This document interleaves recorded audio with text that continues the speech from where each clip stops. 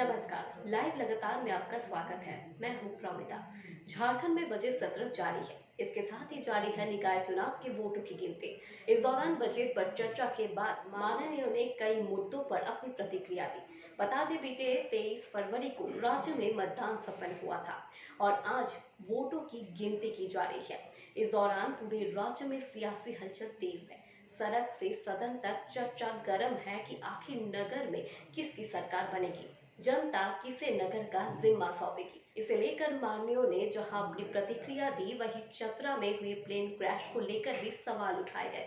बता दें, इस दौरान नवीन जायसवाल ने चुनाव परिणामों को लेकर कहा कि चुनाव के दौरान वोटों की गिनती में कोई भेदभाव नहीं हो और जो हमारे कार्यकर्ता चुनाव लड़ रहे हैं वो विजयी होकर आए। वहीं कांग्रेस के विधायक चुनाव के दौरान हुई झड़प पर सवाल उठाए हैं और कहा कि ये जांच का विषय है। साथ ही उन्होंने थानेदारों के ऊपर भी आरोप लगाया है।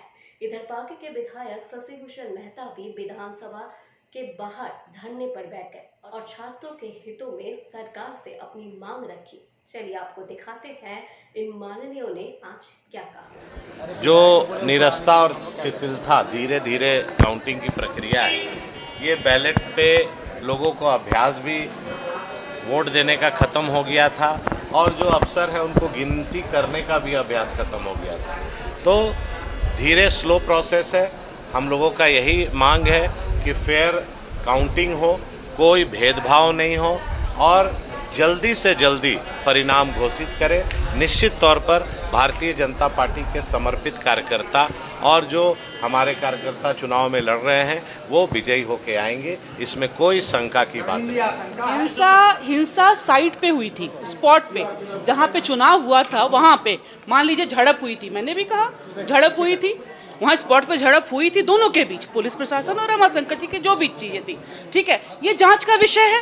वहाँ वीडियो फुटेज है, ड्रोन लगा हुआ है, चुनाव आयोग का कैमरा लगा हुआ है, उसका जांच करा लीजिए कि रमाशंकर जी ने किसको मारा है, रमाशंकर जी मार खाए हैं कि मारे हैं, ये जांच का विषय है पहला।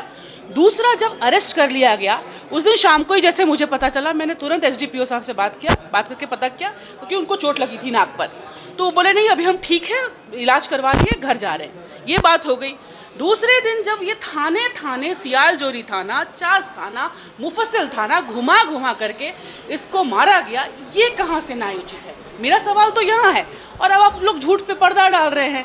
तो ठीक है, वो जो कह रहे हैं, मैं आप सभी से, जितना यहाँ कैमरा आप लोग लगाए, माइक, अगर थोड़ा ज़्यादा दूर नहीं है चास, 2 घंटे का रास्ता है, 1.5-2 घंटे का, चास जेल में जा करके आप लोग इन एसपी साहब को ले लीजिएगा, ले करके उनके सामने उसका फोटो वीडियो बनवाइए रमाशंकर जी का, और एक मेडिकल जांच भी करवा लीजिए कि अभी उनको कौन कौन सा एंटीबायोटिक और हाई डोज दिया जा रहा है रिकवर करने के लिए। सर, ये धरना अकेले पूरी बीजेपी छोड़ दी है, कोई सरकार के विरुद्ध नहीं आ रहा। देखिए, ये पांकी विधानसभा का मामला है। हम पांकी विधानसभा का विधायक हैं, पांकी विधानसभा का प्रतिनिधि हैं, इसलिए सो हम पांकी विधानसभा का ज्वलंत मुद्दा है, छात्रों के ही मामला है, छात्रों के हित का मामला है। 11वीं के छात्र डंडार इंटर कॉलेज, मजदूर किसान इंटर कॉलेज डंडार पांकी का है, उसमें 391 छात्रों को एडमिट कार्ड मिला ही नहीं और उसके कारण से उनको परीक्षा से वंचित रहना पड़ा और परीक्षा में वंचित रहने के कारण है सो आज सड़क पर हैं, रोड जाम कर रहे हैं, सड़क जाम कर रहे हैं। अकेले पड़ गए। देखिए, मामला क्या है कि यह पांकी विधानसभा का मामला है। हमने किसी ये सम्मानित सदस्यों को इसकी सूचना नहीं दी। हमें लगा कि ये पांकी का मामला है, तो हम कैसे देते? विधायक दल की बैठक ही नहीं हुई आप? नहीं, देखिए, बात नहीं हुई तो ऐसो ये पार्टी का मामला है, लेकिन ये मामला है पांकी विधानसभा का था, इसलिए हम ध्यान आकर्षित कराने के लिए सरकार का जय को ध्यान आकर्षित कराने के लिए, उनका परीक्षा लेने के लिए, एडमिट कार्ड इशू करने के लिए धरने पर हम बैठे। समर्थित उम्मीदवार तो जो कोई भी पार्टी का लड़े, चाहे वो बीजेपी से लड़ा हो, चाहे वो आपका आजसू से लड़ा हो, चाहे वो जेडीयू से लड़ा हो, तमाम साथी जीते या हारे सबको इंडिया गठबंधन में आएगा। क्या कि बीजेपी के पास में कोई विजन ही नहीं है। वो सारे लोग तो इसीलिए हमारे ही समर्थित सारे लोग हैं, सारे लोग हमारे साथ में जुटे हैं। बिल्कुल आएंगे, बिल्कुल आएंगे। जो आपके समर्थित लड़े हैं वो उधर जाएंगे?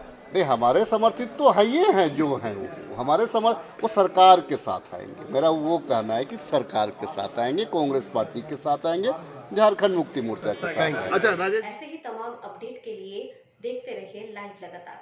धन्यवाद। लाइव लगातार के वीडियो को लाइक करें, सब्सक्राइब करें और बेल आइकन को दबाना न भूलें।